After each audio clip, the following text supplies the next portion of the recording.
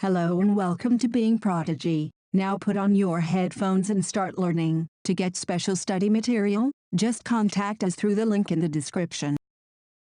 Money is the commonly accepted medium of exchange. In an economy which consists of only one individual, there cannot be any exchange of commodities, and hence there is no role for money. Even if there are more than one individual but they do not take part in market transactions, such as a family living on an isolated island, money has no function for them. However, as soon as there are more than one economic agent who engage themselves in transactions through the market, money becomes an important instrument for facilitating these exchanges. Economic exchanges without the mediation of money are referred to as barter exchanges. However, they presume the rather improbable double coincidence of wants. Consider, for example, an individual who has a surplus of rice which he wishes to exchange for clothing. If she is not lucky enough, she may not be able to find another person who has the diametrically opposite demand for rice with a surplus of clothing to offer in exchange. The search costs may become prohibitive as the number of individuals increases.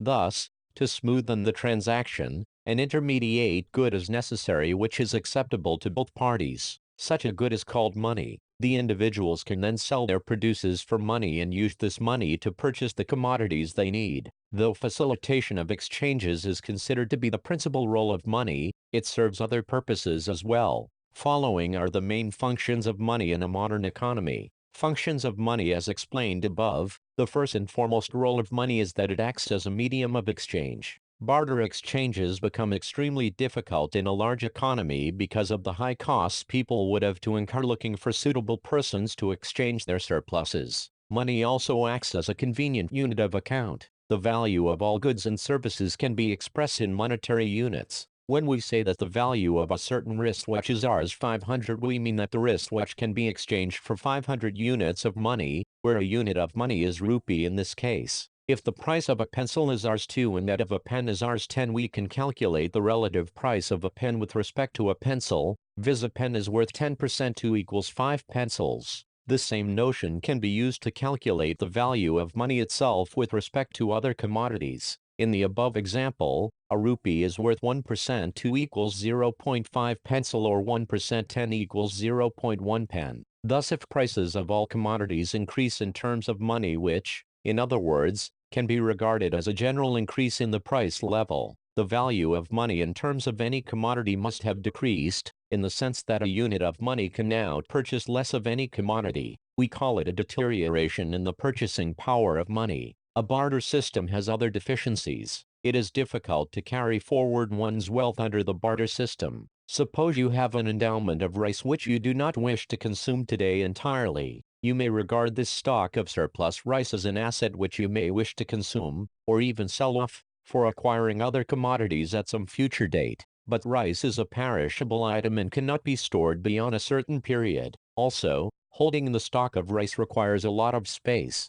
You may have to spend considerable time and resources looking for people with a demand for rice when you wish to exchange your stock for buying other commodities. This problem can be solved if you sell your rice for money. Money is not perishable and its storage costs are also considerably lower. It is also acceptable to anyone at any point of time. Thus, money can act as a store of value for individuals. Wealth can be stored in the form of money for future use. However, to perform this function well, the value of money must be sufficiently stable. A rising price level may erode the purchasing power of money. It may be noted that any asset other than money can also act as a store of value. For example, gold, landed property, houses, or even bonds, to be introduced shortly. However, they may not be easily convertible to other commodities and do not have universal acceptability. Demand for money. Money is the most liquid of all assets in the sense that it is universally acceptable and hence can be exchanged for other commodities very easily. On the other hand, it has an opportunity cost. If, instead of holding on to a certain cash balance, you put the money in a fixed deposits in some bank, you can earn interest on that money. While deciding on how much money to hold at a certain point of time, one has to consider the trade-off between the advantage of liquidity and the disadvantage of the foregone interest. Demand for money balance is thus often referred to as liquidity preference. People desire to hold money balance broadly from two motives. The transaction motive. The principal motive for holding money is to carry out transactions. If you receive your income weekly and pay your bills on the first day of every week, you need not hold any cash balance throughout the rest of the week. You may as well ask your employer to deduct your expenses directly from your weekly salary and deposit the balance in your bank account. But our expenditure patterns do not normally match our receipts. People earn incomes at discrete points in time and spend it continuously throughout the interval. Suppose you earn Rs 100 on the first day of every month and run down this balance evenly over the rest of the month. Thus your cash balance at the beginning and end of the month are Rs 100 and 0, respectively. Your average cash holding can then be calculated as Rs 100 plus Rs 0, percent 2 equals Rs 50, with which you are making transactions worth Rs 100 per month. Hence your average transaction demand for money is equal to half your monthly income, or, in other words, half the value of your monthly transactions. Consider, next, a two-person economy consisting of two entities, a firm, owned by one person, and a worker. The firm pays the worker a salary of Rs 100 at the beginning of every month. The worker, in turn, spends this income over the month on the output produced by the firm, the only good available in this economy. Thus, at the beginning of each month the worker has a money balance of Rs 100 and the firm a balance of Rs 0. This is Being Prodigy. To get special study material, just contact us through the link in the description. And please subscribe to show your support. On the last day of the month the picture is reversed. The firm has gathered a balance of Rs 100 through its sales to the worker. The average money holding of the firm as well as the worker is equal to Rs 50 each. Thus the total transaction demand for money in this economy is equal to Rs 100. The total volume of monthly transactions in this economy is Rs 200. The firm has sold its output worth Rs 100 to the worker and the latter has sold her services worth Rs 100 to the firm. The transaction demand for money of the economy is again a fraction of the total volume of transactions in the economy over the unit period of time. The two-person economy described above can be looked at from another angle. You may perhaps find it surprising that the economy uses money balance worth only Rs 100 for making transactions worth Rs 200 per month. The answer to this riddle is simple. Each rupee is changing hands twice a month. On the first day, it is being transferred from the employer's pocket to that of the worker, and sometime during the month,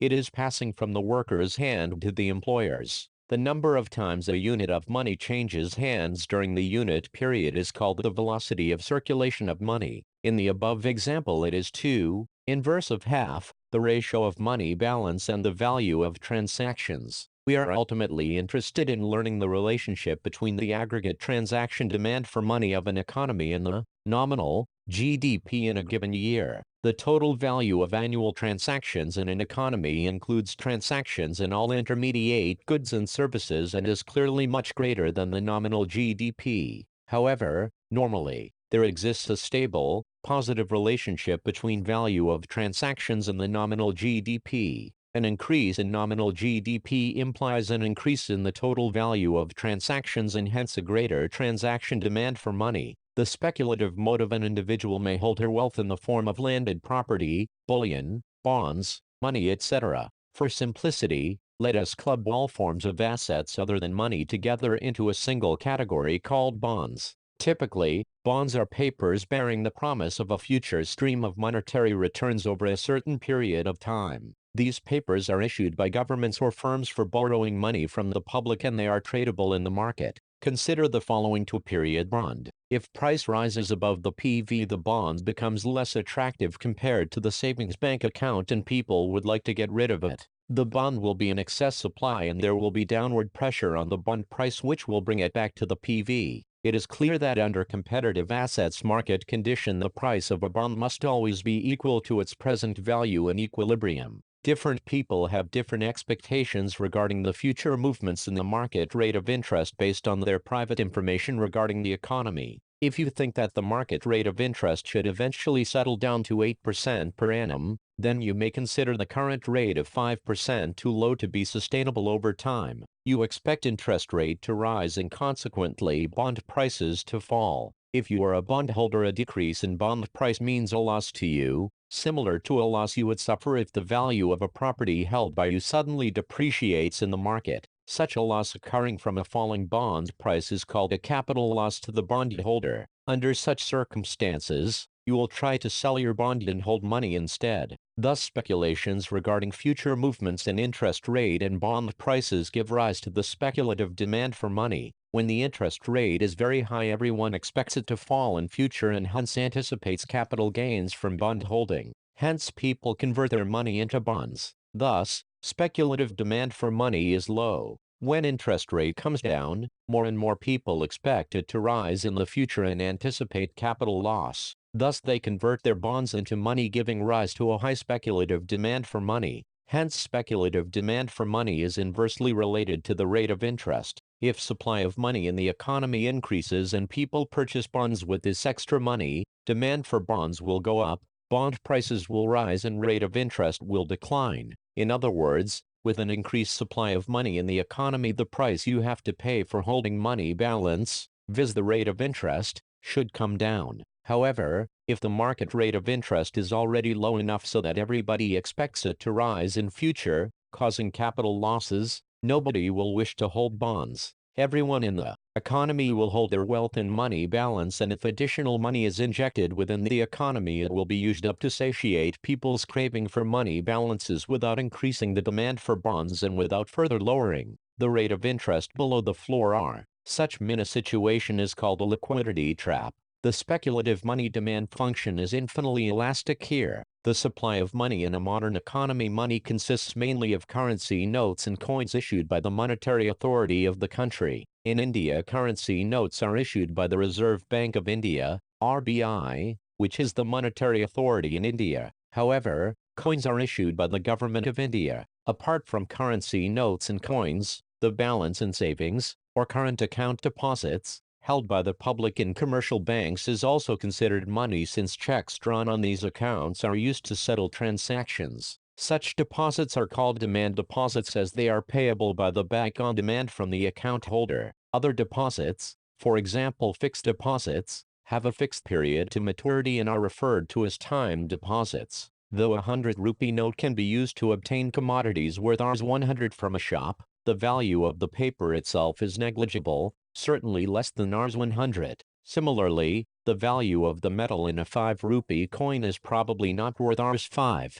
Why then do people accept such notes and coins in exchange of goods which are apparently more valuable than these? The value of the currency notes and coins is derived from the guarantee provided by the issuing authority of these items. Every currency note bears on its face a promise from the governor of RBI that if someone produces the note to RBI, or any other commercial bank, RBI will be responsible for giving the person purchasing power equal to the value printed on the note. The same is also true of coins. Currency notes and coins are therefore called fiat money. They do not have intrinsic value like a gold or silver coin. They are also called legal tenders, as they cannot be refused by any citizen of the country for settlement of any kind of transaction. Checks drawn on savings or current accounts, however, can be refused by anyone as a mode of payment. Hence, demand deposits are not legal tenders. Money creation by the banking system. In this section we shall explore the determinants of money supply. Money supply will change if the value of any of its components such as CU, DD or time deposits changes.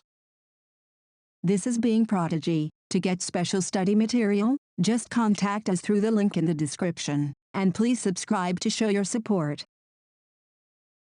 In what follows we shall, for simplicity, use the most liquid definition of money, viz. M1 equals CU plus DD, as the measure of money supplying the economy. Various actions of the monetary authority, RBI, and commercial banks are responsible for changes in the values of these items. The preference of the public for holding cash balances vis-a-vis deposits in banks also affect the money supply. These influences on money supply can be summarized by the following key ratios. The currency deposit ratio. The currency deposit ratio, CDR, is the ratio of money held by the public in currency to that they hold in bank deposits. CDR equals CUDD. If a person gets Rs1, she will put Rs 1 plus CDR, in her bank account and keep Rs CDR, 1 plus CDR, in cash. It reflects people's preference for liquidity. It is a purely behavioral parameter which depends, among other things, on the seasonal pattern of expenditure. For example, CDR increases during the festive season as people convert deposits to cash balance for meeting extra expenditure during such periods. The reserve deposit ratio: banks hold a part of the money people keep in their bank deposits as reserve money and loan out the rest to various investment projects. Reserve money consists of two things: vault cash in banks and deposits of commercial banks with RBI. Banks use this reserve to meet the demand for cash by account holders. Reserve deposit ratio, RDR, is the proportion of the total deposits commercial banks keep as reserves. Keeping reserves is costly for banks, as, otherwise, they could lend this balance to interest-earning investment projects. However, RBI requires commercial banks to keep reserves in order to ensure that banks have a safe cushion of assets to draw on when account holders want to be paid. RBI uses various policy instruments to bring forth a healthy RDR in commercial banks. The first instrument is the cash reserve ratio, which specifies the fraction of their deposits that banks must keep with RBI. There is another tool called statutory liquidity ratio, which requires the banks to maintain a given fraction of their total demand and time deposits in the form of specified liquid assets. Apart from these ratios, RBI uses a certain interest rate called the bank rate to control the value of RDR. Commercial banks can borrow money from RBI at the bank rate when they run short of reserves. A high bank rate makes such borrowing from RBI costly and, in effect, encourages the commercial banks to maintain a healthy RDR. High-powered money, the total liability of the monetary authority of the country, RBI, is called the monetary base or high-powered money. It consists of currency, notes and coins in circulation with the public and vault cash of commercial banks, and deposits held by the Government of India and commercial banks with RBI. If a member of the public produces a currency note to RBI, the latter must pay her value equal to the figure printed on the note. Similarly, the deposits are also refundable by RBI on demand from deposit holders. These items are claims which the general public, government or banks have on RBI and hence are considered to be the liability of RBI. The Reserve Bank of India plays a crucial role here. In case of a crisis like the above, it stands by the commercial banks as a guarantor and extends loans to ensure the solvency of the latter. This system of guarantee assures individual account holders that their banks will be able to pay their money back in case of a crisis and there is no need to panic, thus avoiding bank runs. This role of the monetary authority is known as the lender of last resort. Financing of budget deficits by the governments in this fashion is called deficit financing through central bank borrowing. However, the most important role of RBI is as the controller of money supply and credit creation in the economy. RBI is the independent authority for conducting monetary policy in the best interests of the economy. It increases or decreases the supply of high-powered money in the economy and creates incentives or disincentives for the commercial banks to give loans or credits to investors. The instruments which RBI uses for conducting monetary policy are as follows: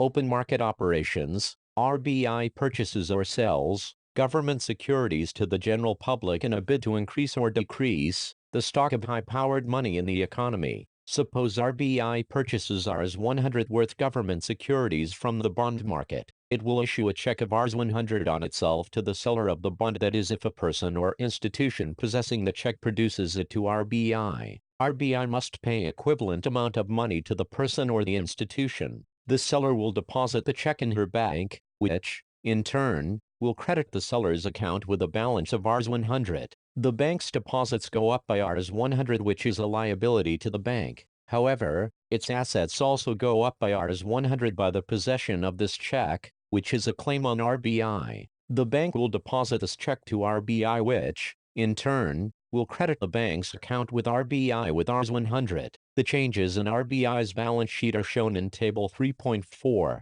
Total liability of RBI, or, by definition, the supply of high-powered money in the economy has gone up by Rs 100. If RBI wishes to reduce the supply of high-powered money, it undertakes an open market sale of government securities of its own holding in just the reverse fashion, thereby reducing the monetary base. Bank rate policy. As mentioned earlier, RBI can affect the reserve deposit ratio of commercial banks by adjusting the value of the bank rate, which is the rate of interest commercial banks have to pay RBI if they borrow money from it in case of shortage of reserves. A low or high bank rate encourages banks to keep smaller or greater proportion of their deposits as reserves, since borrowing from RBI is now less or more costly than before. As a result, banks use a greater or smaller proportion of their resources for giving out loans to borrowers or investors, thereby enhancing or depressing the multiplier process via assisting or resisting secondary money creation. Varying reserve requirements, cash reserve ratio, CRR, and statutory liquidity ratio, SLR, also work through the RDR route. A high or low value of CRR or SLR helps increase or decrease the value of reserve deposit ratio, thus diminishing or increasing the value of the money multiplier and money supplying the economy in a similar fashion. Sterilization by RBI. RBI often uses its instruments of money creation for stabilizing the stock of money in the economy from external shocks. Suppose due to future growth prospects in India, investors from across the world increase their investments in Indian bonds, which under such circumstances are likely to yield a high rate of return. They will buy these bonds with foreign currency. Since one cannot purchase goods in the domestic market with foreign currency, a person or a financial institution who sells these bonds to foreign investors will exchange its foreign currency holding into rupee at a commercial bank. The bank, in turn, will submit this foreign currency to RBI, and its deposits with RBI will be credited with equivalent sum of money. What kind of adjustments take place from this entire transaction? The commercial bank's total reserves and deposits remain unchanged. It has purchased the foreign currency from the seller using its vault cash, which, therefore, goes down. But the bank's deposit with RBI goes up by an equivalent amount, leaving its total reserves unchanged. There will, however, be increments in the assets and liabilities on the RBI balance sheet. RBI's foreign exchange holding goes up. On the other hand, the deposits of commercial banks with RBI also increase by an equal amount, but that means an increase in the stock of high-powered money, which, by definition, is equal to the total liability of RBI. With money multiplier in operation, this, in turn, will result in increased money supplying the economy. This increased money supply may not altogether be good for the economy's health. If the volume of goods and services produced in the economy remains unchanged, the extra money will lead to increase in prices of all commodities. People have more money in their hands with which they compete each other in the commodities market for buying the same old stock of goods. As too much money is now chasing the same old quantities of output, the process ends up in bidding up prices of every commodity, an increase in the general price level, which is also known as inflation. RBI often intervenes with its instruments to prevent such an outcome. In the above example, RBI will undertake an open market sale of government securities of an amount equal to the amount of foreign exchange inflow in the economy, thereby keeping the stock of high-powered money and total money supply unchanged. Thus it sterilizes the economy against adverse external shocks. This operation of RBI is known as sterilization. Money supply is, therefore, an important macroeconomic variable. Its overall influence on the values of the equilibrium rate of interest, price level and output of an economy is of great significance. We take up these issues in the next chapter. This is Being Prodigy. To get special study material, just contact us through the link in the description. And please subscribe to show your support. Thank you and happy learning.